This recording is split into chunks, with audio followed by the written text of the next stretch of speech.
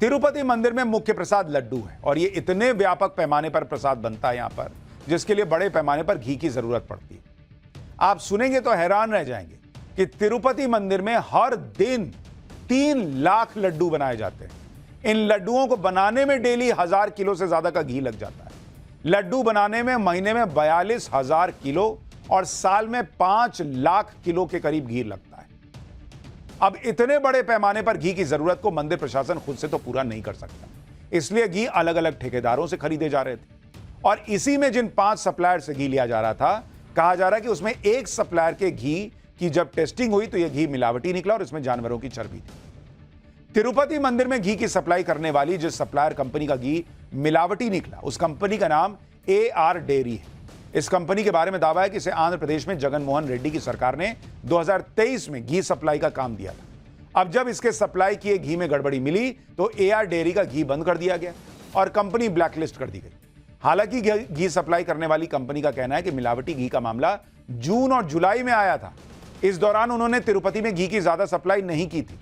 4 tanker घी भेजे गए थे जिसका भुगतान भी किया गया, लेकिन घी के 5वें टैंकर की शिकायत आई, जिसको कंपनी ने चैलेंज भी किया और लैब में टेस्ट के बाद ही घी सप्लाई हो रहा था। आज यह बात सामने आई है कि इस कंपनी ने 6 टैंकर घी सप्लाई किए, जिसमें से हर टैंकर में 15,000 लीटर घी था। यानी कुल 6 टैंकर को अगर आप मिला दीजिए तो 90,000 लीटर घी, और इसी घी में मिलावट पाए जाने की बात है। वैसे जो लोग अभी तिरुपति के दर्शन के लिए जा रहे हैं वो ये भी जानना चाहते हैं कि अभी क्या स्थिति है भाई, क्या अभी भी मंदिर में मिलावटी घी का इस्तेमाल हो रहा है या नहीं हो रहा है। अब जा रहा हूं तो प्रसाद खरीदना है कि नहीं खरीदना है, लेना है या नहीं लेना है। इस पर आज मंदिर प्रशासन ने सबको आश्वासन देते हुए कहा कि घी की सप्लाई में सुधार के लिए एक्सपर्ट कमेटी बनाई है। एक्सपर्ट कमेटी ने खुद की लैब बनाने के लिए कहा है। मंदिर प्रशासन ने कहा कि हमें ऐसे सप्लायर मिल गए हैं जो सारे टेस्ट में पास हुए हैं, कुछ दिनों में यह समस्या पूरी तरह खत्म हो जाएगी। लेकिन सवाल तो यह भी उठता है कि इतना चढ़ावा आता है इस मंदिर के पास, इस मंदिर ने अपना लैब क्यों नहीं बनाया जो आज सोच रहे हैं बनाने के लिए मंदिर प्रशासन ने। आंध्र प्रदेश के सीएम चंद्रबाबू नायडू ने भी कहा है कि मिलावटी घी सप्लायर को बदल दिया गया है। अब कर्नाटक से नंदनी ब्रांड का घी मंगवाया जाएगा। कर्नाटक का नंदनी ब्रांड का घी पहले वाले घी से ज्यादा महंगा है।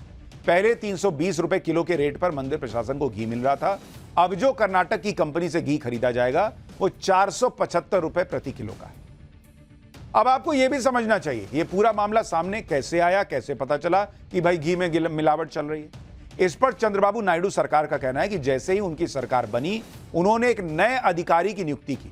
इस अधिकारी को मंदिर की पवित्रता को बनाए रखने की जिम्मेदारी दी गई। इसी प्रक्रिया के दौरान घी, चावल और सारी सब्जियों की टेस्टिंग की गई। इसी टेस्टिंग में पता चला कि जो घी सप्लाई हो रहा था वो 320 रुपए प्रति किलो की दर से दिया जा रहा था, जबकि मार्केट में तो घी 500 रुपए पर किलो वाला है। मंदिर प्रशासन ने बताया कि इतने कम रेट पर शुद्ध घी मिल ही नहीं सकता, इसलिए इसकी जांच कराई और जांच कराई तो सच सामने आ गया। इसके बाद लड्डू विवाद पर राजनीति भी तेज हो गई। आंध्र प्रदेश के सीएम चंद्रबाबू नायडू ने इसके लिए पहले की जगन मोहन रेड्डी की सरकार को जिम्मेदार ठहराया, तो जगन मोहन रेड्डी ने चंद्रबाबू नायडू पर पलटवार किया। चंद्रबाबू नायडू ने आरोप लगाया कि जगन मोहन सरकार तिरुपति मंदिर की पवित्रता भंग कर रहा है या की है उसने। इस पर जगन मोहन रेड्डी ने कहा कि चंद्रबाबू राजनीति के लिए भगवान के नाम का इस्तेमाल कर रहा है। चंद्रबाबू नायडू ने कहा कि तिरुपति मंदिर के लड्डू में जानवरों की चर्बी का इस्तेमाल हुआ। जगन मोहन रेड्डी ने कहा कि घी के लिए टेंडर प्रक्रिया हर 6 महीने में होती है, योग्यता के मानदंड सालों से वही है। चंद्रबाबू नायडू कह रहे हैं कि अब मंदिर में सभी शुद्ध चीजों का प्रयोग कर रहे हैं, मंदिर को सैनिटाइज कर दिया गया है। इस पर जगन मोहन ने कहा कि सप्लायर को क्वालिटी सर्टिफिकेट लेना होता है, हमने खुद 18 बार प्रोडक्ट्स खारिज किए थे। जगन मोहन रेड्डी इसलिए भी घिरे हुए हैं क्योंकि उनकी सरकार के दौरान भी प्रसाद की खराब क्वालिटी का मामला उठा था।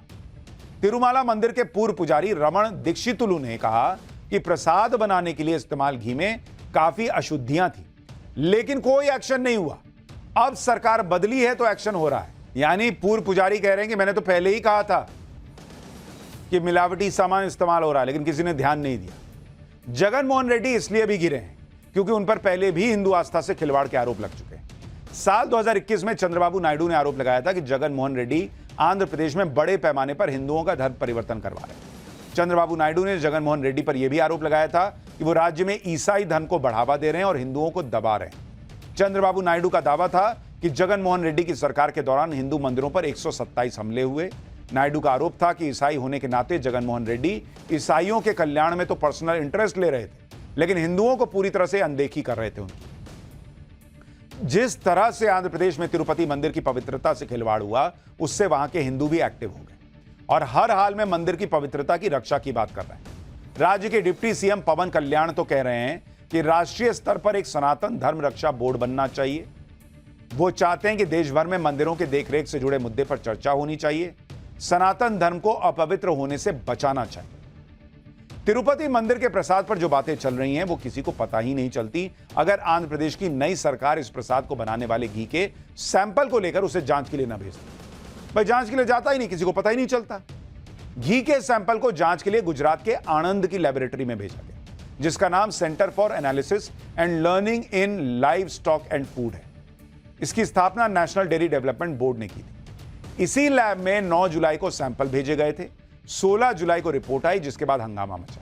हालांकि गौर करने वाली बात यह भी है कि इस रिपोर्ट में सस्पेक्टेड शब्द का इस्तेमाल हुआ है कि ऐसा सस्पेक्टेड है कि यह सारे सामान जानवर की चर्बी इस घी में है। हिंदू आस्था से खिलवाड़ पर मोदी सरकार का सख्त स्टैंड रहता है, इसलिए इस मामले में भी सरकार एक्टिव हो गई। केंद्रीय स्वास्थ्य मंत्री जेपी नड्डा ने कहा कि जिस सोर्स से रिपोर्ट आई है उसकी पूरी तहकीकात की जाएगी और फिर कानून के मुताबिक एक्शन लिया जाएगा।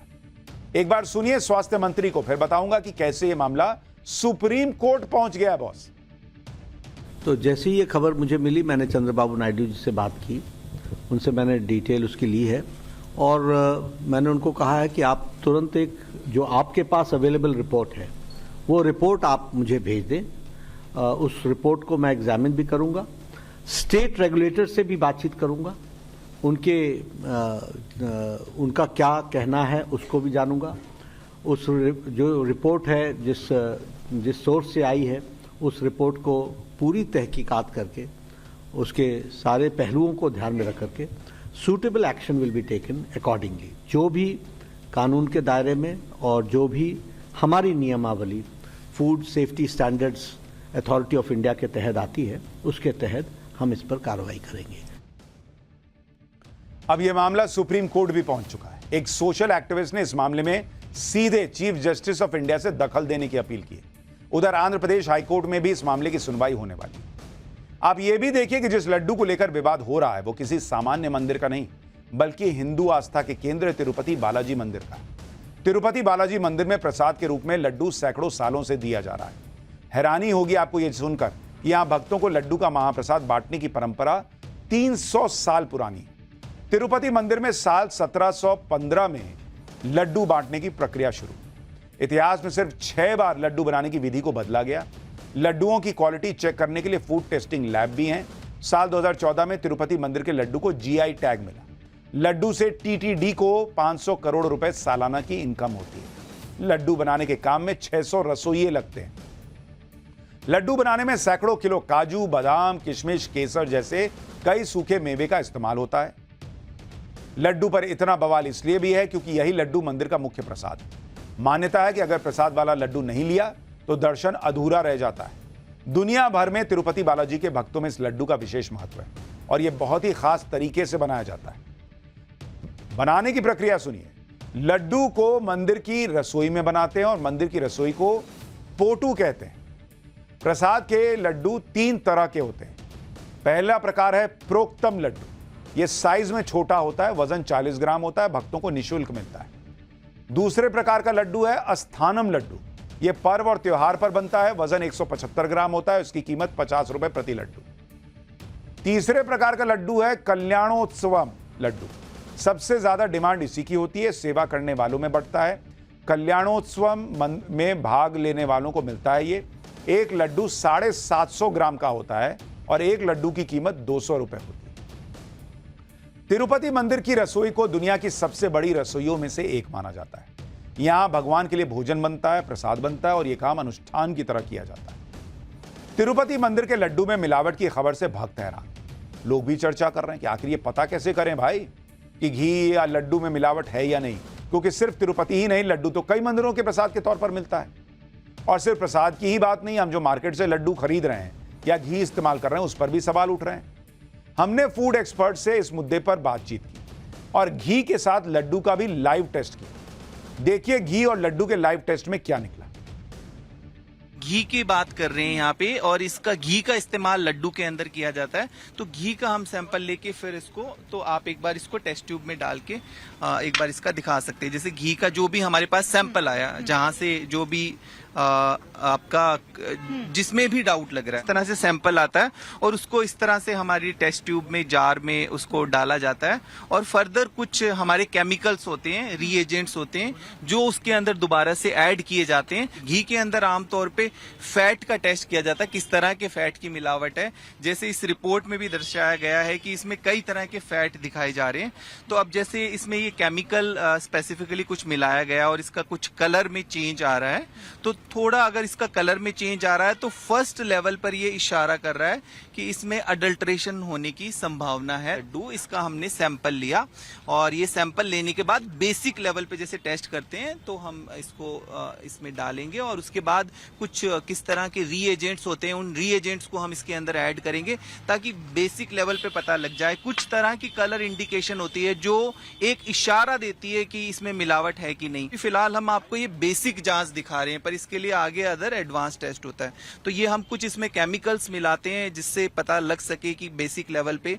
तो जैसे हम आपको स्टेप्स दिखा रहे हैं, हमने इसमें लड्डू का सैंपल ऑलरेडी हम डाल चुके हैं और उसके बाद इसमें कुछ केमिकल हैं जो मिलाए जाते हैं, जिनके जरिए एक इशारा मिलता है कि इसमें फर्स्ट लेवल कुछ मिलावट है कि नहीं। अगर ये ब्लू कलर होगा तो मतलब इसमें मिलावट की तरफ ये अंदेशा करेगा। अच्छा। तो अभी हमारा एक लास्ट स्टेप और है, उसको हम इसमें केमिकल को भी पता चलता है कि किस चीज की मिलावट इसमें की उसके बाद फिर फर्दर टेस्ट किया जाता है। कि जैसे हम इस रिपोर्ट के बारे में बात कर रहे हैं, तो इसमें फर्दर ये जो आप देख रहे हैं एस वैल्यू, ये इशारा करता है कि किस तरह के फैट की मिलावट है खासतौर पे। तो वो आगे नेक्स्ट लेवल पे, जैसे इसका कलर ब्लू होना चाहिए था, अगर इसका कलर ब्लू होता तो पहले लेवल पे हम ये मानते कि इसमें अडल्ट्रेशन है, किसी तरह की मिलावट है, और फिर आगे इसको फर्दर और जांच किया जाता है। जो आया इसमें मिलावट नहीं है। ये वाला जो लड्डू जिसको अभी हम जांच कर रहे हैं, पहले लेवल पे ये ओके है।